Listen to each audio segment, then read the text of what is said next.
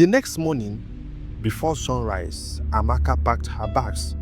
Not clothes, not makeup, not jewelry, just her documents, her phone charger, and her house keys. She couldn't breathe in her apartment. Every flower Obinna bought, every framed picture, every reminder of him felt like poison. She drove straight to her parents' house and collapsed into her mother's arm. "Mommy, I'm done," she whispered. I can't marry him." Her mother held her tightly. "My daughter, thank God you found out early. Some women discovered these things after 10 years. Some discovered after 3 children. Some never survived." Her father joined them. "Amaka, marriage is not by force. You are not a slave. You are not anybody's sacrifice." For 2 days, Amaka stayed indoors. She didn't eat. She didn't sleep. She didn't reply messages. She didn't touch social media. Because if she did, she would see the hashtag Amaka Weds Obinna 2025, hashtag Love Wins, hashtag Best Couples, hashtag Wedding of the Year, hashtag Mr. and Mrs. People celebrated what was already dead. On the 3rd day, Obinna came to her parents' house. He knelt in the sitting room, begging, swearing, and crying. "Nkem, please, forgive me. Forget what they said. We don't have to follow the tradition. I love you. I will protect you." But Amaka's father stood up firmly. "You cannot protect her from your family." Obinna bowed his head. Sir, please." "No," her father shouted. "We are Christians. We don't serve river goddess. We don't give children to spirits." Amaka sat quietly, watching Obinna cry, but she felt nothing. No warmth, no pity, no emotion. Love had evaporated. Fear had replaced it. She took a deep breath. "Obinna, I can't marry you." His head shot up. "Nkem, don't do this, please." "It's over," she whispered. "I'm done." Obinna cried harder, but it was too late. 2 weeks after the wedding, Amaka's family called Obinna's family. Not for bride price return, not for explanation, not for argument. Just one short message. "She is no longer your wife." And just like that, the expensive wedding ended. The marriage lasted only 2 weeks. The truth saved her life, but it left a scar she would remember forever. The first few days after the breakup felt like someone had scooped out Amaka's heart and left an empty space in her chest. The silence in her room became louder. The phone became heavier. Her thoughts became darker. She had imagined a future with Obinna. Children, business plans, holidays, and a beautiful home. She had imagined waking up beside him every morning for the rest of her life. Now, all those dreams felt like broken glass. Her mother refuses to leave her alone. Every morning, she opened Amaka's room door gently and placed food on her table. Sometimes it would be pap and akara. Sometimes it would be tea and bread. Sometimes it would be jollof rice. And every time, her mother said the same thing. "My daughter, eat small. Pain heals faster when the body has strength." Her father, on the other hand, used wisdom to comfort her. He didn't talk much, but the little he said went deep.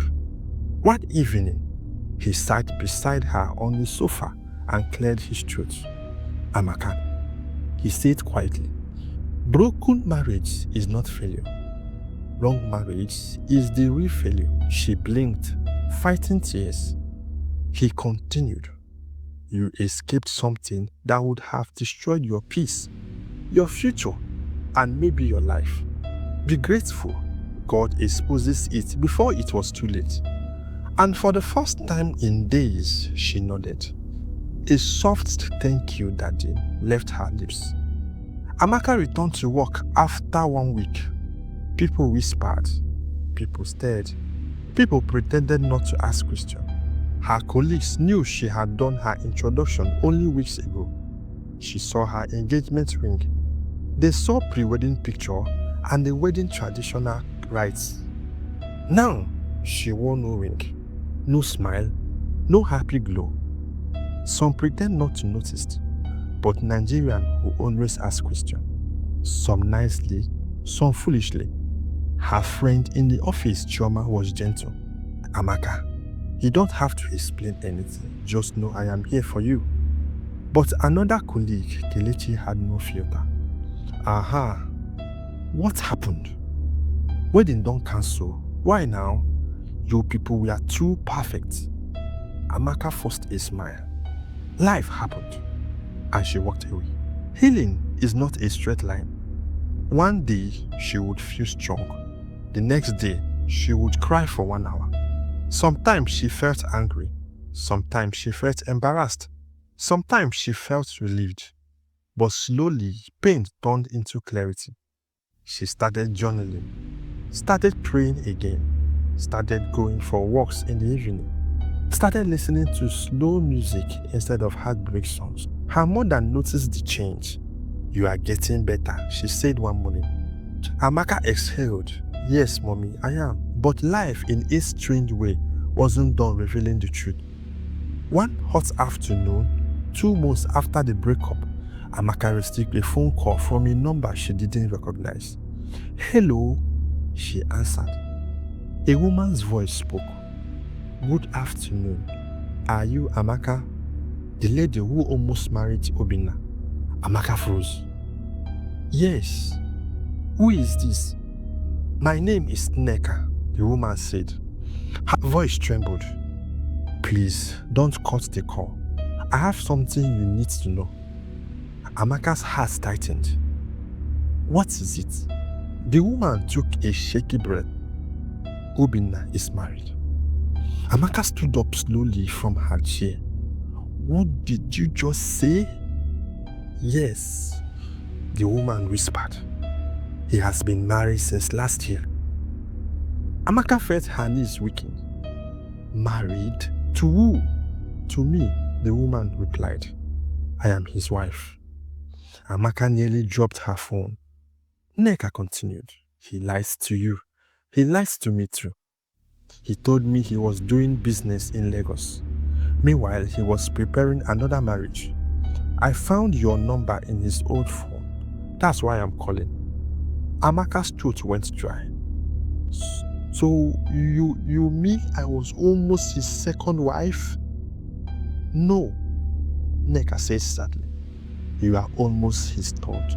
Amaka gasped. Her entire body went cold. Third? Yes, the woman whispered. His first wife ran away after delivering her baby. She discovered the same family tradition. I couldn't run. I already had a child for him before I knew. I am trapped. Amaka covered her mouth, tears spilling down her cheeks. Nneka continued. I only called to tell you. You escaped. God saved you. Don't ever regret leaving him. Amaka cried silently, from shock, from relief, from anger, from gratitude. When she finally spoke, her voice cracked. Thank you. Thank you for calling me. The lines dropped. She sat on her bed for a long time, unable to move. She kept repeating one sentence. God saved me. When her parents heard, her father closed his eyes and whispered, God fought for you. Her mother hugged her tightly. My daughter, this is why you must always ask questions. Amaka sobbed into her mother's shoulder. She wasn't crying from heartbreak anymore. She was crying from escape, from freedom, from gratitude. What she thought was a great loss was a great rescue. That night, she slept peacefully for the first time in months. Not because everything was perfect, but because she finally understood. Sometimes, God saves you by breaking your heart. Sometimes, disappointment is protection. Sometimes, 2 weeks of marriage is better than a lifetime of regret. And sometimes, the end of love is the beginning of life. The moral lesson of this story teaches us that love is important, but understanding the culture, the value, the expectation behind a marriage is even more important. Before 2 families join together, both sides must be transparent, honest, and respectful about their tradition. Amaka learned that marriage is not just between 2 people, it is between 2 families and 2 belief systems. When a partner hides the truth or tries to force their culture on someone, it becomes a trap, not a union. Her decision to walk away shows that your peace, safety, and future are more valuable than society pressure to stay married. A marriage built on secrecy and fear cannot stand. Asking the right question before saying yes can save you from lifelong suffering. In the end, it is better to delay a wedding than to enter a home where your destiny will be controlled, your freedom sacrificed, and your children handed over to tradition you don't understand.